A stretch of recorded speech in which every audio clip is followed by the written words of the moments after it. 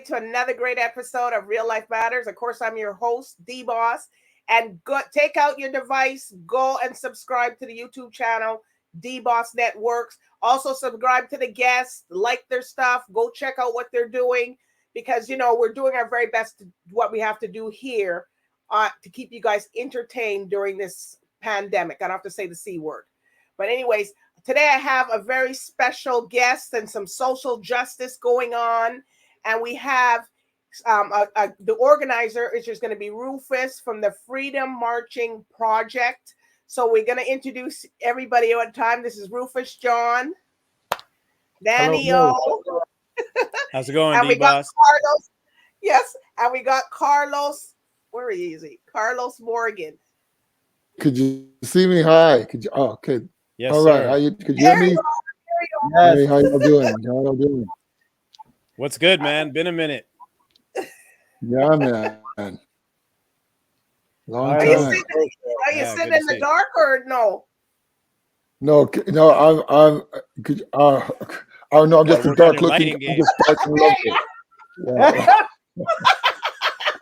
Of course, we thought maybe it was a beetle or something. I wish I had that problem. This is Real Life Matters. You know what I mean? So you guys are all a part of a great organization, which Rufus here. So Rufus, can you just tell us what made you want to start this Freedom Marching Project? Yeah, absolutely. Few years back, the world kind of just stopped, and with the power of cell phones, racism is now able to be put on the forefront. It's not something you can just sweep under the carpet. And the world, as I said, came to a stop during George Floyd, Ahmaud Arbery, Breonna Taylor. That all happened, and then we had similar some things in our community that was questionable things that police officers were doing out here in Kitchener, Waterloo. Long story short, some organizers and activists and leaders got together and put together a march out here in Kitchener, Waterloo, and 30,000 people showed up. 30,000 plus people actually showed up to the march out here in Kitchener, and that for me was it was great to be a part of that, to be amongst a community of people that looked like me, but also felt what I was feeling. I didn't feel alone while I was a part of this march, of this protest. But with that said, I left the protest feeling the weight of shame, feeling the weight of guilt, and a bit of embarrassment, because I'm like, I was just so uninformed of how systemic racism works in this machine that we call the world that we live in, this universe that we live in. And I took time to kind of remove myself from social media to begin the process of learning.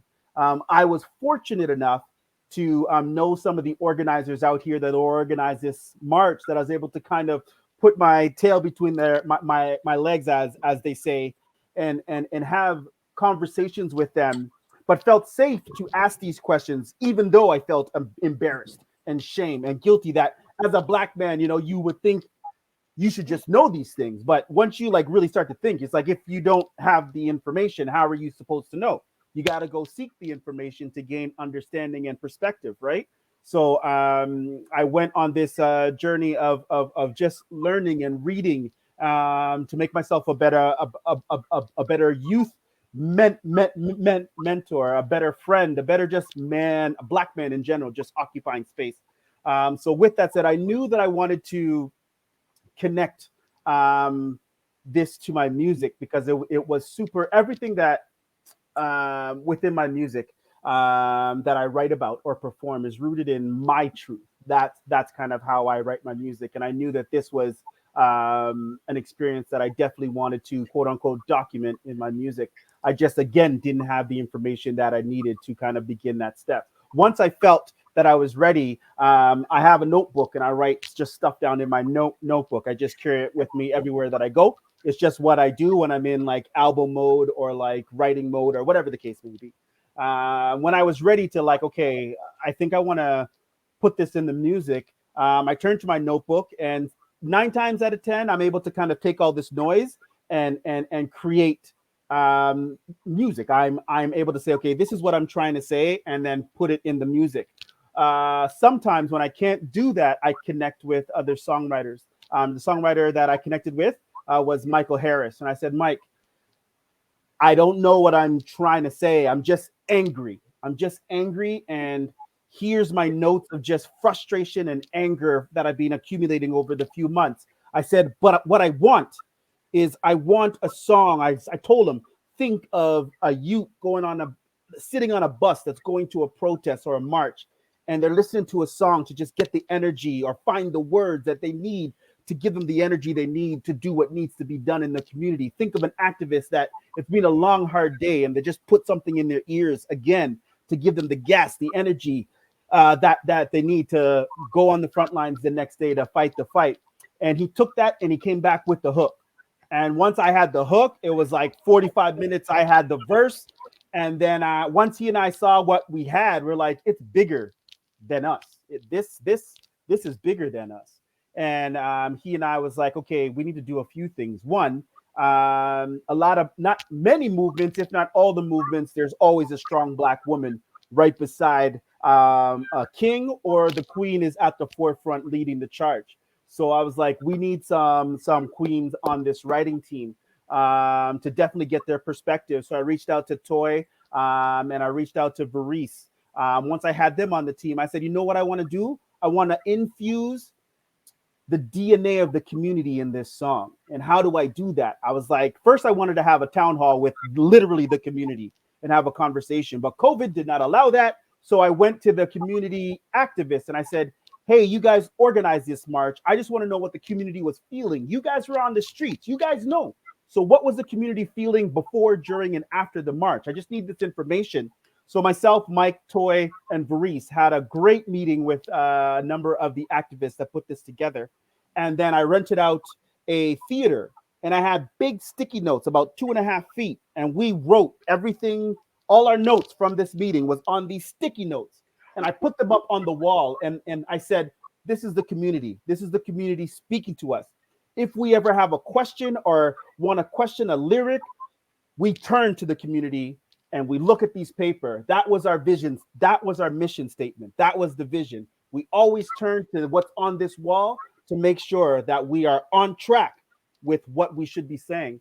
And we had a weekend in this theater, and the song that you guys are hearing on January 28th was created. I also knew that I wanted a wider audience than just an R&B, pop, soul audience. I wanted to reach hopefully a younger audience. And I'm like, I could do that through hip hop.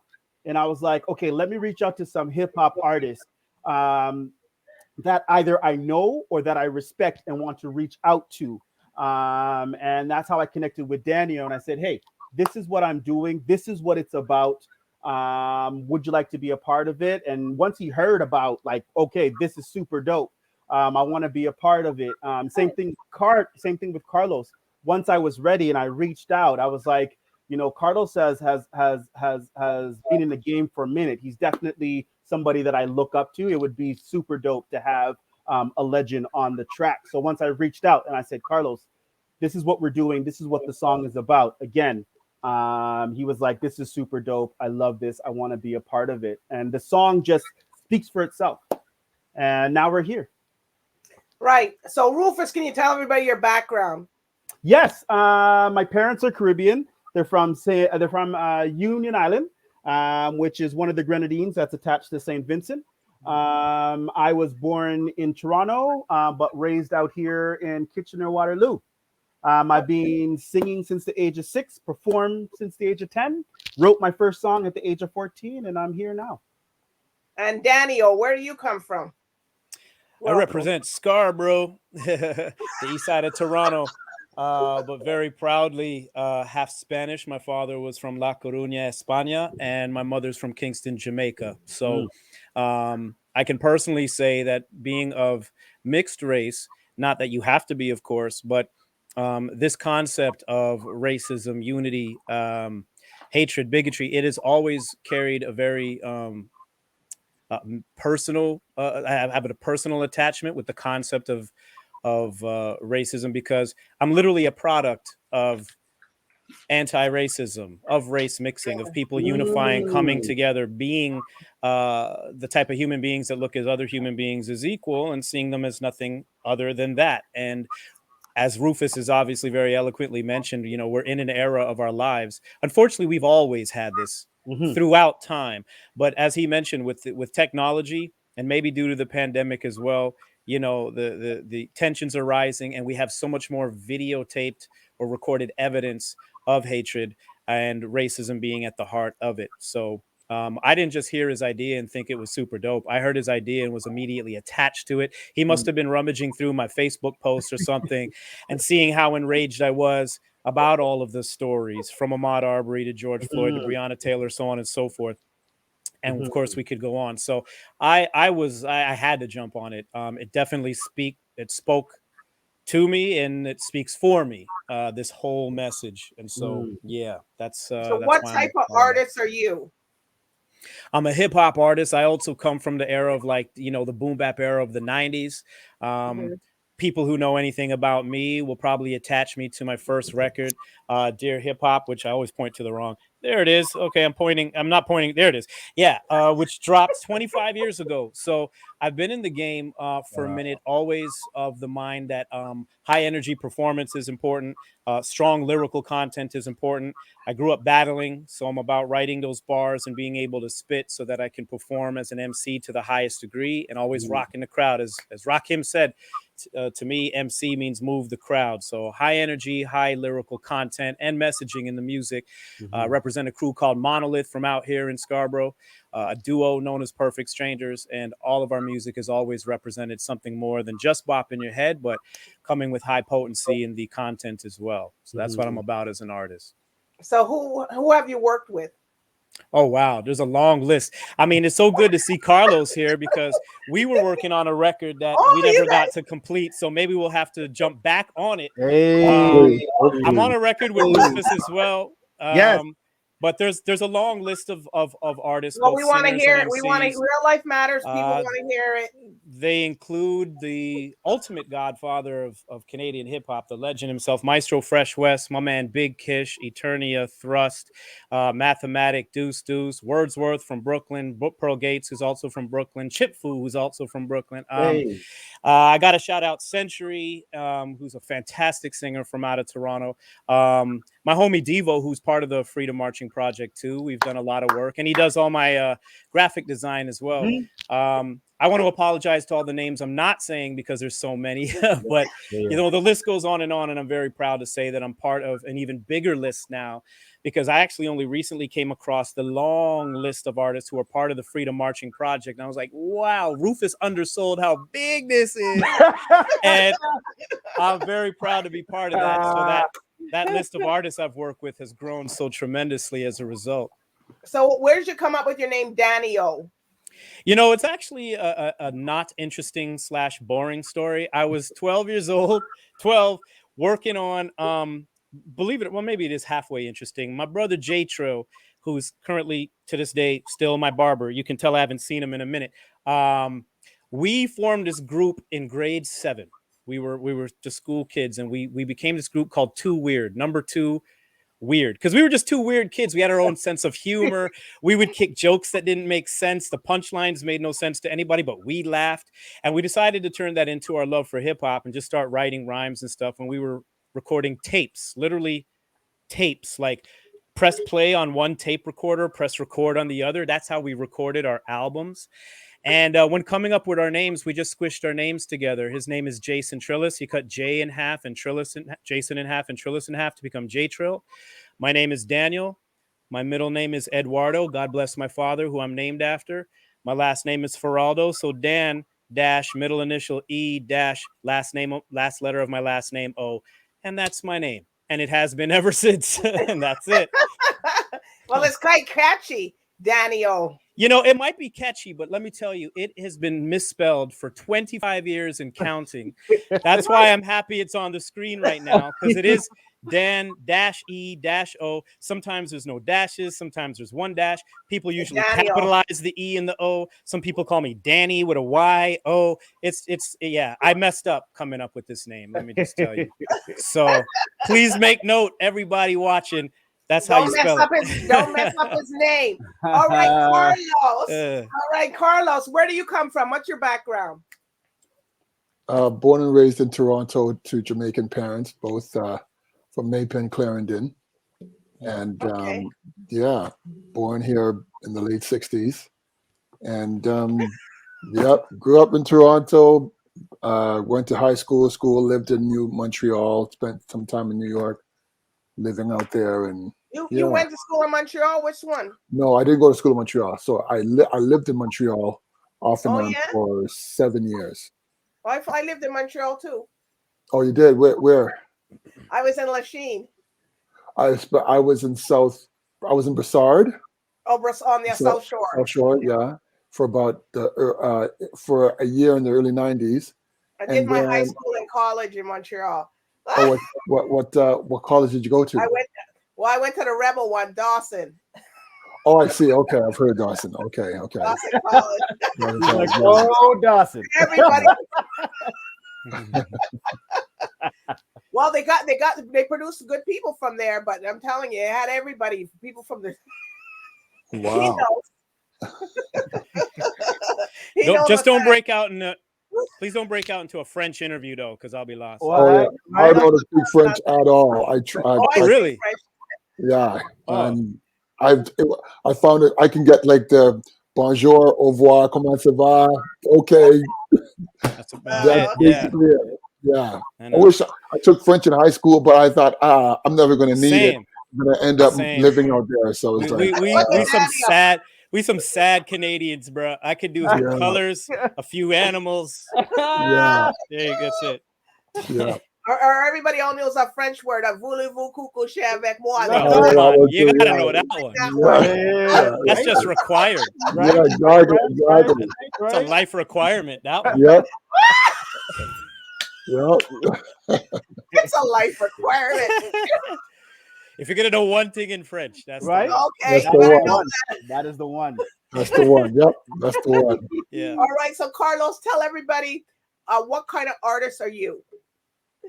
I'm an R&B soul based artist. I grew up singing gospel, and then in my teens I started getting into R&B soul funk bands around living and performing around Toronto, and then I moved to Montreal in the early 90s, and then New York, and then I came back to Canada and stayed with R&B soul, and then I got into jazz, still gospel, and then put out a couple records, put out an album in the early mid 90s. I won a Juno for that, my first album. Which one is it called? Feeling All Right. Feeling All Right? Yeah. And you could find that on Spotify and a bunch of music videos of mine on YouTube. And then, so I'm an R&B soul based artist, but I love different styles and genres of music that I try to infuse into what I'm doing now. My first album was predominantly strictly R&B, at 90s R&B, Black Street Guy vibe we were going for, we were in. But now I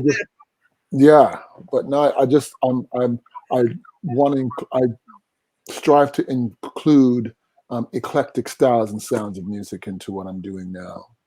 Yeah. So Feeling All Right. So was that the name of the song? That's the name of the album. The album. Yeah. So it didn't have no lyric. You just called Feeling All Right. The name of the album is called Feeling All Right. Yeah. Okay. Yeah, and it's a 14-track album. I was signed to an independent label. Two guys that I was signed to, they produced the whole record. I co-wrote all the lyrics to 7. I co-wrote 7 of the songs, all the lyrics. And we had different performers from Toronto at the time that sang on the album. Glenn Lewis appeared on it. Divine Brown appears on it. hip hop artist at the time. His name was Sugar, J Money. Oh, Yeah, Jimmy. so we had, so there was a few features, but yeah, it's actually March 9th is the 25th anniversary of the album and the year that I won the Juno. Actually, the day that I won the Juno, Biggie was shot and killed in New York. Oh, So wow. Oh, I'm gee. going to be, so on March, well, it won't happen on March 9th, but I'm hoping to, in the next 2 months, create a documentary of the album and include a small tribute to Biggie on the Cool. documentary of the album. Super dope. That so yeah, so it was bittersweet because I was like, wow, I wanted them to hear that Biggie was murdered in L.A. the same night. Was like, frick, man, that kind of knocked the wind out of me at the same time. Yeah. So That's a lot. That's a lot. But it's good to see artists from Toronto. Okay, well, Kitchener. Okay, I'll say the GTA. So Rufus. I'll say the GTA. So Rufus. Because Danny, maybe I've seen you, but I didn't even know who you guys, really, and probably a lot of people are gonna be like, "What? We gotta look up these guys now," because this is what you're here to, show yourself and see, and also can promote the Freedom of the March project. But probably we listened to the songs, but we didn't know it was you, or even Danny, like you rap. I interviewed what's his name, Dougie Fresh, and Dougie Fresh. I didn't even know Dougie Fresh was from Barbados. He was born in okay. So we were kind of like, what? I think the beauty of this project, and it's everything that I do.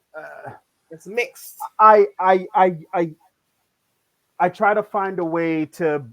I call myself the bridge between the young and old, the catalyst for change, the kid next door. So I'm always trying to find ways to bridge that gap between the older and younger generation. I find that with this project, I've been blessed enough to be able to work with those that are coming up, but also in both of their due rights, Daniel and Carlos, I would say that are legends that have paved the way for some of the people that are also on these recordings.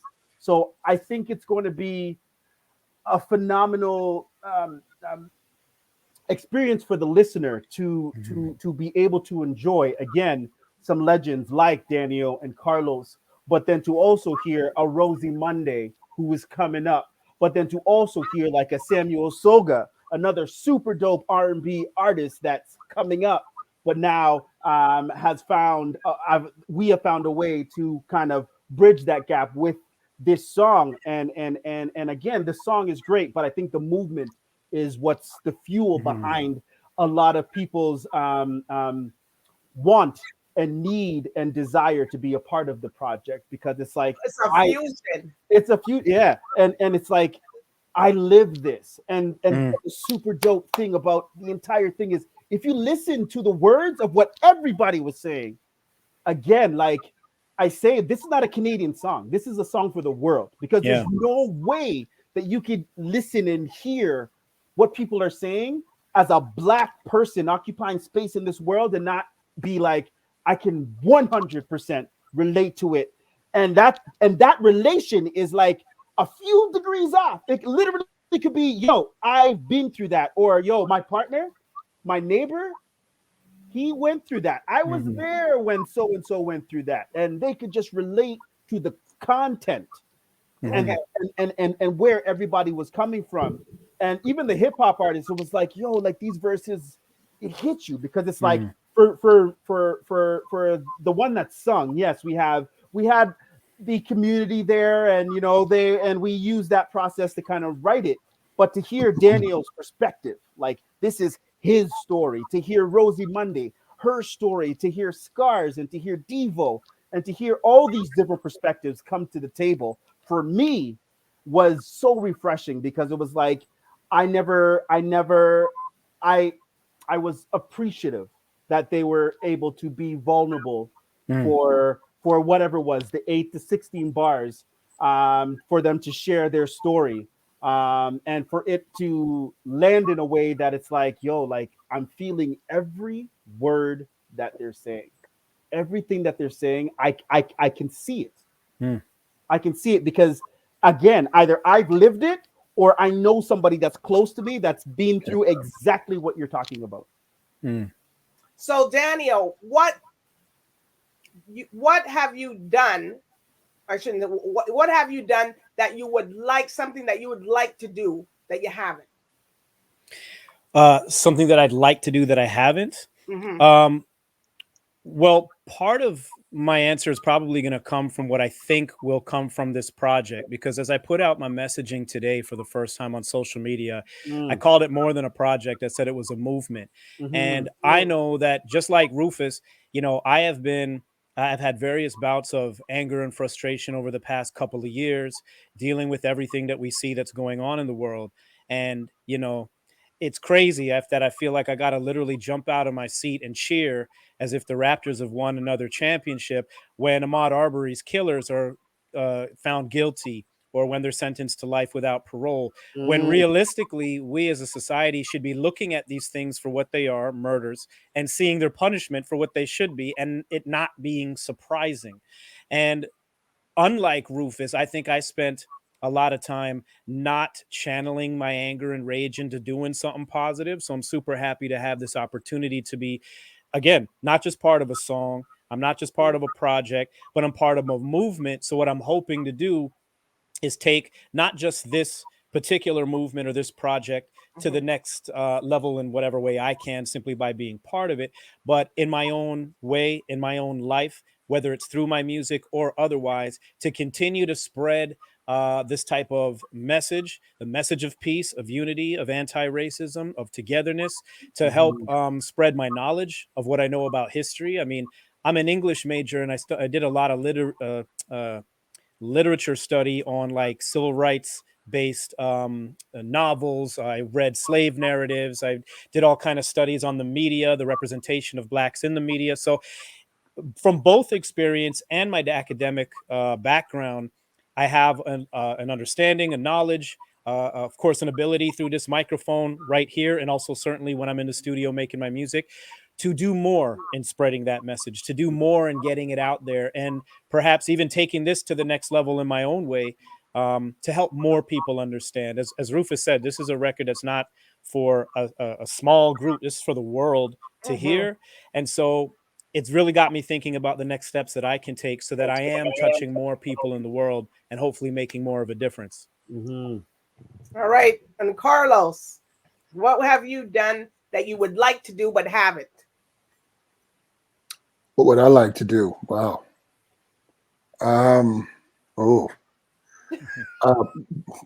There's a lot. But in relating to what we're discussing here, like Rufus and Daniel, I was deeply, deeply and profoundly impacted and affected by the murders of Ahmaud Arbery and Breonna Taylor and George Floyd, and even going back to Trayvon Martin and I think his name was Abdou Diallo, and so, like over years, and just the accumulation. And then the many years of seeing, you know, Eric Garner and Samuel DuBose and Ayanna Jones and Tamir Rice and Mike Brown, and just on and on and on.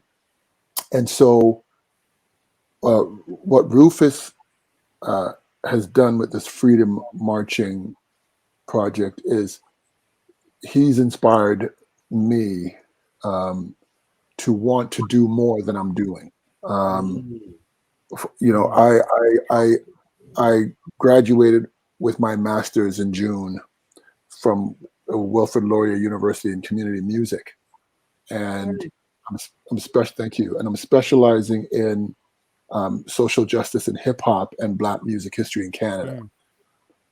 But and I want to use those platforms as well as music to to educate the wider community on ways that we could unify to really address the root cause of racism and white supremacy. So that's, to answer your question, that's one of the things or aspects that I want to do more of, is to use my voice and my music to be more outspoken and to bring people together. And so when Rufus reached out to me about being a part of this project, I was definitely like, absolutely want to be a part of it. And then seeing and admiring and deeply respecting Rufus for the work that he's doing and all the work and time that he and his team have done and are continuing to do to push this project forward. I'm looking at myself and saying, well, what can I do? You know, where I've been given the opportunity to be an artistic director and curator for an upcoming festival in Kitchener called the Mel Brown Music Festival, which will be happening at the end of May. And it's about focusing and highlighting on Black music and Black artists in the Waterloo region area. Because Black music in the Waterloo region area, and that's Waterloo region is a microcosm of the racist, white supremacist policies and practices of the Canadian music industry. You see, and Mel Brown, who came to Waterloo or came to Kitchener in the early 90s, late 80s, early 90s, and who was he was instrumental in bringing the music art form of blues to Kitchener Waterloo, never received his dues. So given the opportunity and being outspoken as I am, being given the opportunity to be like, I want to do something that will help unify and bring Black music to the Waterloo region area, and and bring and highlight Black music and Black artists. And I'm also seeking Indigenous artists to be a part of this festival. So our voices can be heard, and those that I've reached out to, like Rufus, and there's Joni Narita and Errol Blackwood, the Waterloo Region Mass Choir, Miss Angel Brown, the late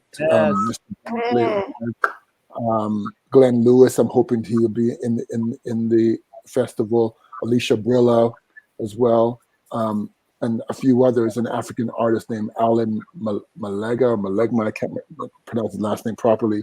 And bring all these artists together for these 3-day festival, as well as there'll be a symposium to address anti-Black and anti-Indigenous racism in higher learning institutions. You see, so this will be a part of the festival. So for me, doing that kind of work and doing more so is things that I want to is what I want to do more. So you don't want to do any acting? I've done some acting. Actually, I've done a little bit of acting in the music video that I'm looking forward to seeing it. Yes. And I hope I did a good job for you, Rufus. I hope I did a good job for you, man. Oh my God, you're talking about yourself. Yeah. Now Daniel's an actor. He's an actor. Still working at it. Yeah. I gotta say, I have to say this, DBoss, you have the best laugh in the world. Thank you. Your laugh could cheer up my day. True. Everybody, me and my dad have a laugh the same. That right there. It's the wheeze into the chuckle. That's it for me. Yeah, man. Yeah. Well, you gotta make something. You gotta have something. Oh, True. absolutely, Tell you especially about. during these times. Absolutely. Yeah, for sure. So For you're sure. gonna do some acting too, Daniel, or no? I have been doing some acting. It's interesting because I actually just jumped back into acting class to pick up some new techniques and learn. But actually, yeah, I've actually been acting professionally since '03, predominantly in commercials, but I've done 3 feature-length films, a bunch of short films, um, and things that music videos too, but a lot of commercial work. I do have reels on YouTube, demo reels and stuff, and just looking forward to take it to the next level. And one thing I may as well mention, since we're talking about it, is the project I did 1 year ago that I'm super proud of. It's called 21 Black Futures. It was 21 different short theater pieces written by 21 Black playwrights, directed by 21 different Black directors, and performed by 21 different Black actors. And this is still streaming for free right now on CBC Gem. For anyone who hasn't seen it, you can go to CBC Gem. You can stream all 21 of these. I appear in season 3, episode 2, in a 10-minute sketch called 40 Parsecs and Some Fuel. I play a character named Satchel Dew, who works as an engineer on a shuttle, basically, that he decides he's going to take, and he wants to take Black people along with him so he can find another planet where racism doesn't exist.